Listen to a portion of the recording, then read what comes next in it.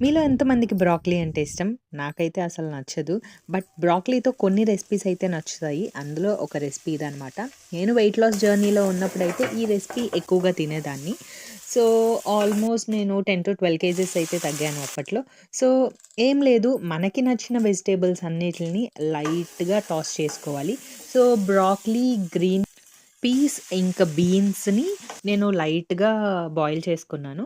So, తర్వాత carrot, capsicum first butter వేసేసి, తర్వాత గార్లిక్, జింజర్ కొంచెం వేగనిచ్చి, క్యాప్సికమ్ ఇంకా క్యారెట్ వేసి కొంచెం వేగనిచ్చాక బాయిల్ చేసుకున్నవి వేసి రైస్ వేశాను. ఇందులో చిల్లీ గానీ, ఆనియన్ గానీ ఏమి వేయలేదు. సాస్ వేశాను. చిల్లీ సాస్ అండ్ వెనిగర్ వేశాను. లాస్ట్‌లో కొంచెం ఉప్పు ఇంకా మిరియాల పొడి వేశాననమాట. సో, అదే టేస్ట్ ఇస్తది. అండ్ హైలో పెట్టుకొని ఫ్రై చేసుకొని లాస్ట్‌లో కొత్తిమీర వేసుకొని దించేయడమే. ఈ చలికాలంలో అయితే ఈ వెదర్‌కి చాలా బావుంటది. అండ్ ఇందులో అన్ని మంచి వెజిటబుల్స్ ఉన్నాయి కాబట్టి ఆహ్, కార్బ్స్, ప్రోటీను, ఫైబరు అంతా వస్తది కాబట్టి బాడీకి మంచి మీల్ అనమాట. సో, సైడ్ సో, ఇంకా బ్రోకలీతో ఒక రెసిపీ ఉంటది. అది నేను చేసి చూపిస్తాను. అది కూడా చాలా అంటే చాలా బావుంటది. ఇంకా బ్రోకలీతో సూప్ అనమాట. జస్ట్ ఈ 3 వరకు నాకిష్టం బ్రోకలీతో.